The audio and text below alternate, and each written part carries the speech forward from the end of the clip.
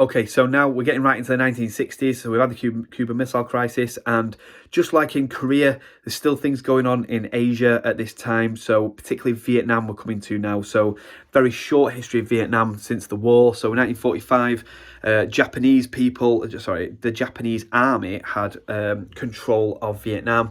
It had been a French colonial possession, so a French colony up until World War II. The French being defeated by the Germans and obviously by the Japanese in the Far East meant they couldn't keep control, they couldn't protect it anymore. And this means that after 1945, when the Japanese forces are forced out, the French army turns up again and sort of says, right, well, welcome back to the French Empire. And the Vietnamese people are thinking, man, got to meet you. One, you didn't protect us during the war, and two, you're not that powerful anymore, so I'm not sure we want to be part of the French Empire. So there's fighting for 9 years over this. The French army eventually lose at a place called Dien Bien Phu in 1954. It's a humiliating defeat, and North Vietnam after this essentially becomes a communist state. In the south, it stays as a capitalist state under a president called Diem, and they're supported by this capitalist state is supported by America under Eisenhower, who doesn't want to send more troops, but he is happy to send money and weapons to Diem to make sure that, again, communism doesn't spread. And this is where domino theory comes in. Someone asked him in 1957, Eisenhower, why is Vietnam so important? Why are you sending money and weapons there all the time? Why are we bothered about Vietnam? And he said, well, if you have one domino, and you know, in a row with other dominoes, and you tip the first one over, it's a certainty the last one will fall. And he's basically talking about countries and communism. If one country's allowed to become communist, the next one will, and the next one will, and who knows where it will end, and it might end up being America. So domino theory is kind of an add-on to the idea of containment. You need to do containment, otherwise they'll be like dominoes, and this is why Vietnam's so important to him. But he doesn't want to send troops. Remember, Eisenhower was a general in World War II. He has been an army officer his whole life until he got into politics. He knows what it's like to be a soldier, and he doesn't want to send more troops around the world. But he only lasts up until 1960. He's done 8 years. That's the maximum you can do as president. And it's getting worse and worse in that situation then.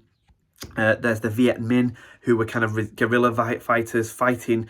They're called that because Ho Chi Minh is the name of the North Vietnamese communist leader. They're fighting for the communists in South Vietnam. It's very heavily jungled, the whole territory of Vietnam, or majority of it anyway, apart from the rice fields and the cities. And it's very difficult for conventional military forces, an army with tanks and helicopters and planes and things, to actually find them in the jungle.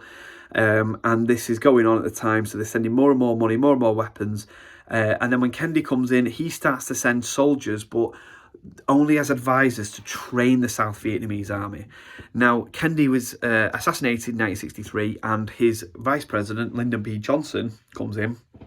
And by 1964, there was the Gulf of Tonkin incident, in which supposedly the USS Maddox was fired upon by a North Vietnamese gunboat. Now, who knows if that actually happened, because there's lots of skepticism about it. But what happens is Congress, kind of the Parliament of America, agrees with the president, you can send whatever troops you want to defend South Vietnam, because we understand that if you're defending South Vietnam, you're defending the dominoes, and we are the last domino, and we don't want to fall either. So therefore, go and defend South Vietnam. That's great. And he starts sending combat troops. And by 1965, there's 500,000 American combat troops being sent. By the late 1960s, the draft has come into place. That's conscription. That means that American young men, sort of 18, 19, 20-year-old, are being forced to join the army against their will and being sent 10,000 miles to Vietnam to fight in a war that they don't really care about.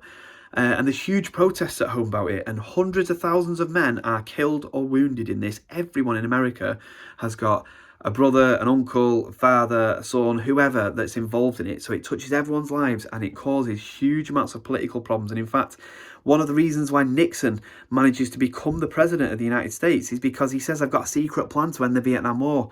The only problem was the secret was he didn't have a plan.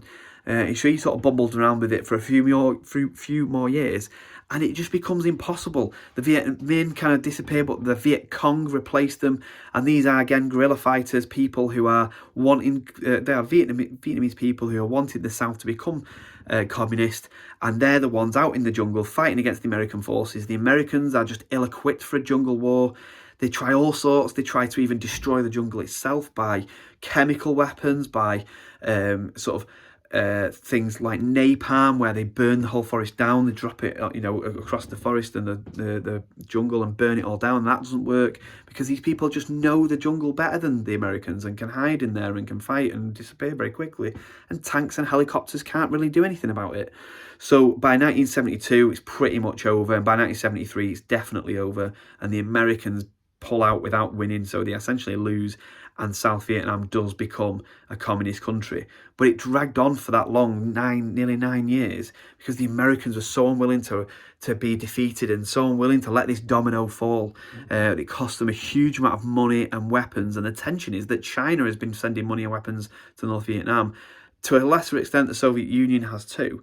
And so it's another proxy war, just like Korea. And if obviously the Americans have got troops on the ground, if China sends troops on the ground, maybe Russia might send troops on the ground, and all of a sudden you've got an actual war between the Soviet Union and America, and that is exactly what everyone's trying to avoid. So huge point of tension, but hugely important for US politics as well. And the cost in money and weapons are partly and lives are partly what leads to Dayton, this cooling of tension in the 1960s, because no one wants to get into another war like this again. Everyone recognises that you just can't win a war like this, so there's no point in getting involved in it, and instead let's start to do deals and try to cool down the Cold War.